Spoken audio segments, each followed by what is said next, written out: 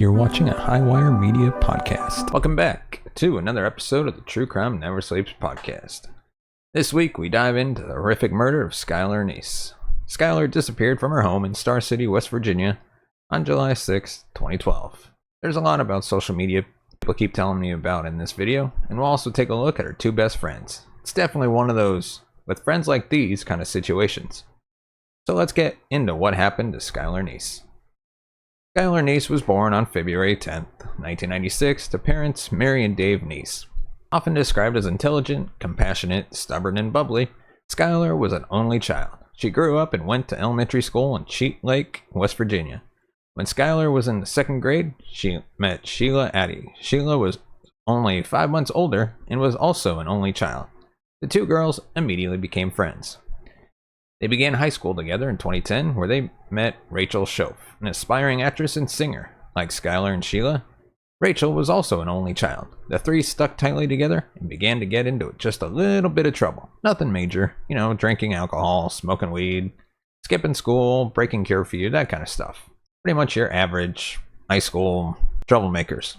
Parents and friends of both Skylar and Rachel claim that Sheila was a bad influence in them. Some of Skylar's friends actually avoided hanging out with her when she was with Sheila, whom they described as mean and controlling. Rachel's friends said the same thing about Sheila, whom they blamed for changes in Rachel's personality and behavior. Regardless, Skylar had no intention of breaking up her relationship with Sheila, a friend she looked up to. Rachel's reasons for staying and hanging out with Sheila, however, were less obvious. She came from a relatively affluent family and was more popular than Sheila. She didn't really need Sheila to be cool. This is just straight out of high school drama. It's ridiculous.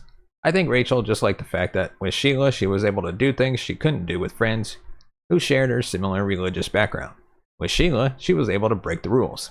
Despite Sheila constantly being described as the bad one, the one who was evil and controlling, it was actually Rachel who changed things up when she entered the picture.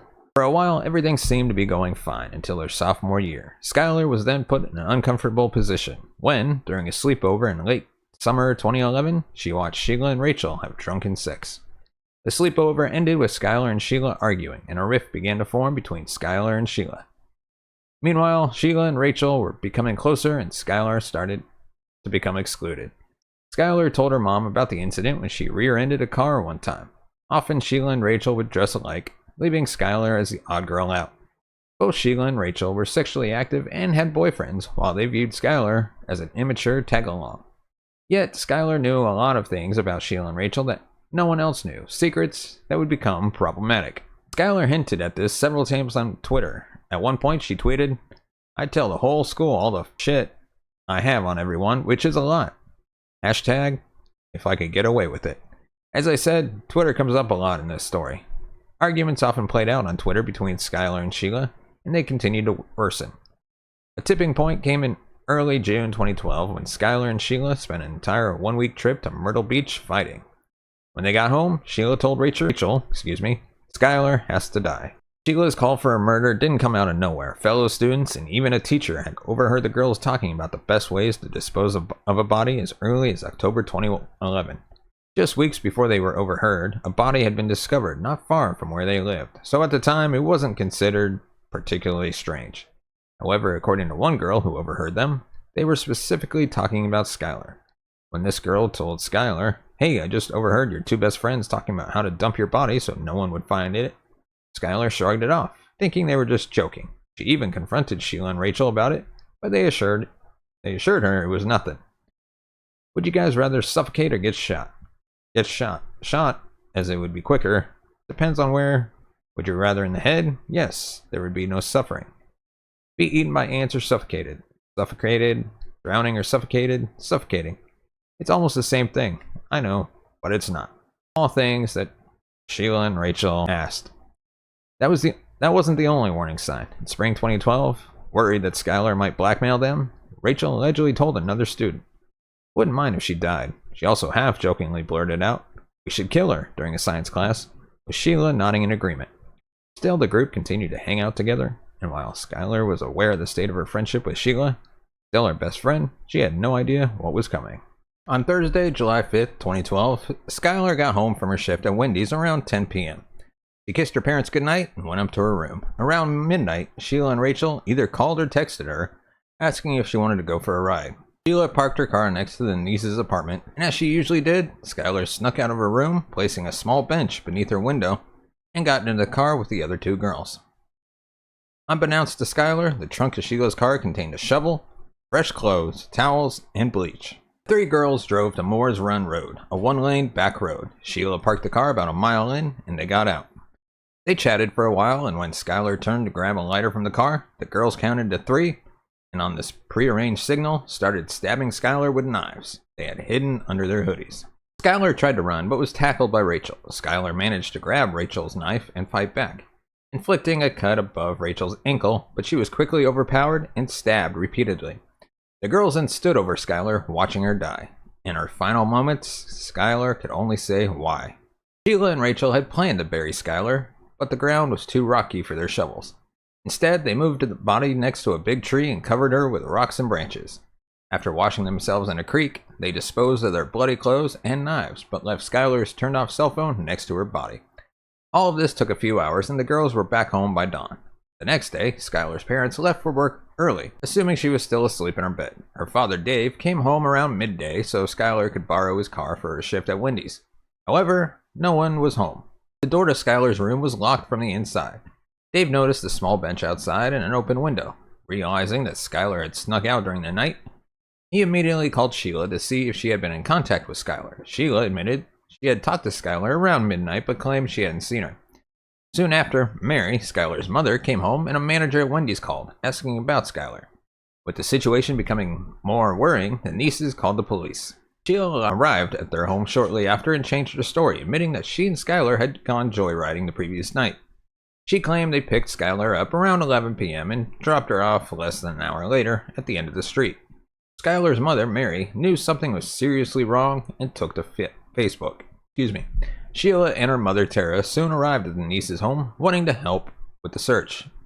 They knocked on nearby doors, asking, "Have you seen her? Is she here? Did you see anything?" But they found nothing. They asked their landlord to check surveillance footage, which showed Skylar getting into a car. No one realized at the time that the car Skylar got into was Sheila's. The footage was erroneously described as showing an SUV, even though Sheila's car wasn't an SUV. The police officer who viewed the footage told the Neeses, "She probably just ran away with some guy and will be back in a few days." It was perhaps the worst advice to give. After Skylar went missing, Sheila played the victim, trying to gain sympathy. The local police detective assigned to Skylar's disappearance was joined by an FBI agent due to another person having gone missing in the area weeks earlier. They interviewed Sheila on July 9th, just 3 days after the murder. Sheila repeated her story about picking Skylar up at 11 p.m. and dropping her off less than an hour later. She seemed more curious about the investigation than worried about her friend. The detective noticed Sheila's silver car matched the one seen in the surveillance footage. The next day, the detective called Rachel, who claimed to know nothing about Skylar's disappearance. She had been at church camp on July 7th, but had spent the morning of July 6th boating with her mother and her mother's friend. Both adults noticed a cut on Rachel's ankle. Rachel agreed to a face-to-face interview after camp, but failed to show up. When interviewed, Rachel gave the same rehearsed-sounding story as Sheila. There was still nothing to go on. Since Skylar was last seen getting into a car voluntarily, an Amber Alert couldn't be issued. Her family and friends found it bizarre, knowing she wasn't the type to leave without telling anyone. She left behind her contact lenses and phone charger, and the bench was still under her window, as if she intended to return. The school year started about a month later, and there were still no leads. Mary Neese, understandably frustrated, contacted the state police, who took over the case. Warrants were issued to seize electronic devices from Sheila and Rachel. The state police reviewed the surveillance footage multiple times before realizing that Sheila had never picked up Skylar at 11 p.m. Dave Neese, Skylar's father, was interviewed by the media as the search continued. He recounted what Skylar did the night she disappeared, saying, quote, "She came home from work that evening and she got home and walked in the door. She went over to her mother, hugged and kissed her, then came over to me, kissed me, and went to her bedroom. That's the last we saw of her." From the beginning, Sheila tried to insert herself into the investigation. She continually tried to get on the Neese's good side, crying and appearing upset, pretending to be distraught over Skylar's disappearance. Sheila distributed missing posters and tried to appear as the biggest advocate for finding Skylar, positioning herself as a grieving best friend. However, she was also curious about the investigation, asking the Neeses questions about it. When the police told the Neeses not to share any details of the investigation with Sheila, suspecting she knew more than she was letting on, Sheila started asking other people for updates instead. It was clear she wanted to stay one step ahead at all times. Back at school, rumors about Sheila and Rachel began to swirl. Some speculated that Skylar might have overdosed and that Sheila and Rachel had left her to die. Despite this, Sheila continued referring to the FBI and state police as her best buds, acting as if she was working with them to find Skylar. Rachel, on the other hand, started to crack under pressure. She distanced herself from everything related to the investigation and even avoided visiting Skylar's parents. Rachel seemed to be shutting down, closing her ears and mind to it all. The authorities noticed Rachel's deteriorating state and used it to their advantage.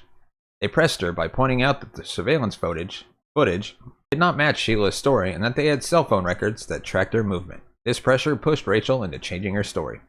She said that the three of them had gone for a ride, but Skylar had run off into the woods and Sheila and Rachel couldn't find her.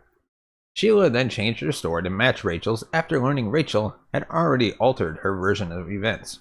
On December 16th, with no resolution in sight, Mary Neese posted a long message on Facebook detailing the various steps law enforcement and the community had taken to find Skylar. She also called out Sheila and Rachel for lying and even mentioned the possibility that Skylar had been murdered. This drew more attention to the two girls. Meanwhile, Skylar's disappearance had gained significant attention. Online sleuths and community members alike suspected Sheila and Rachel. Their tweets from that period only fueled speculation. Rachel's emotional state worsened. She had a heated argument with her parents, locked herself in her room, and attempted to take her own life. She was hospitalized and placed in a psychiatric unit. On January 3rd, Rachel was interviewed again by the police. This time, after only a few questions, she confessed, saying, quote, "We stabbed her." Rachel recounted what had happened. They had picked Skylar up after midnight, driven to a remote back road, stabbed her to death before covering her body with branches and rocks. When the police asked why they did it, Rachel's only answer was, "We just didn't like her anymore." Rachel agreed to lead the police to Skylar's body. The investigators, Rachel, and her attorney arrived at the location, but it was so snowy that Rachel couldn't pinpoint the exact point. They would have to wait for the snow to melt before they could find the body. Now aware of what had happened, the investigators still needed evidence beyond Rachel's confession.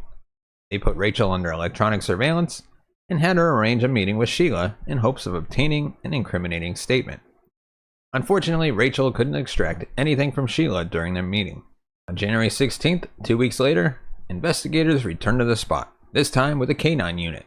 The snow had mostly melted. One of the dog handlers, while picking up a GPS tracker that had fallen off, noticed skeletal remains under a pile of branches. 6 months after Skylar had disappeared, she was finally found. Over the following months, Rachel remained free while investigators gathered evidence against Sheila, who they believed would never admit to the crime on her own. Sheila, meanwhile, knew she was under scrutiny. A search warrant was issued for her home, and every knife in her house was seized, along with her car. By this time, Sheila was aware that Skylar's body had been found. On March 13th, the body was officially identified as Skylar Neese, and this information was made public. The post-mortem revealed Skylar had been stabbed 50 times, but few other details were disclosed. On that day, Sheila tweeted, "Rest easy, Skylar. You'll always be my best friend," feigning grief and innocence. A month later, Sheila posted another cryptic tweet, but the noose was tightening. On May 1st, Rachel surrendered herself to authorities and had her first court appearance, where she pled guilty to second-degree murder. In exchange for her testimony against Sheila, the prosecution recommended a 20-year sentence. Sheila was then arrested while dining with her mother at a Cracker Barrel.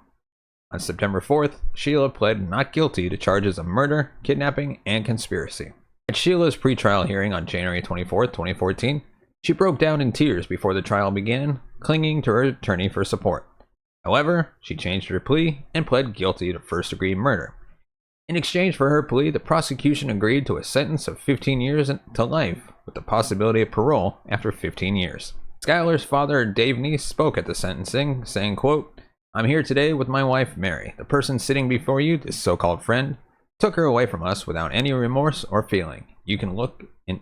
Skylar's father, Dave Neese, spoke at the sentencing, saying, quote, "I'm here today with my wife, Mary. The person sitting before you, this so-called friend, took her away from us without any remorse or feeling. You could look into the eyes of those who were responsible, but you could never hear what they heard as they were taking her life. You see the faces of the killers, but you can never see Skylar's face again. You can never understand what she felt in her final moments. Sheila Addy, for your conviction in the offense of murder in the first degree upon your plea of guilty, it is the sentence of the court that you imprisoned in the West Virginia State Penitentiary for the rest of your natural life. Consistent with the requirements of the Constitution of the United States, that sentence is with mercy, which makes you eligible for parole after you have served 15 years. And that is a sentence that Sheila Addy received. After the trial, Dave Neese vowed to attend every parole hearing to ensure Sheila would never be released. In an interview, he was asked if the sentencing brought any closure. Saying, quote, "Like I said before, there is no closure. My little girl is gone. If there's any closure, it will only come if they both stay in prison. One is already sentenced, and we're waiting for the next. Then we can start thinking about closure. Right now, it doesn't feel like it will ever come." Rachel's sentencing hearing began on February 2nd. She was sentenced to 30 years for second-degree murder with the possibility of parole after 10. To this day, the exact motive remains unknown. Why did they kill Skylar?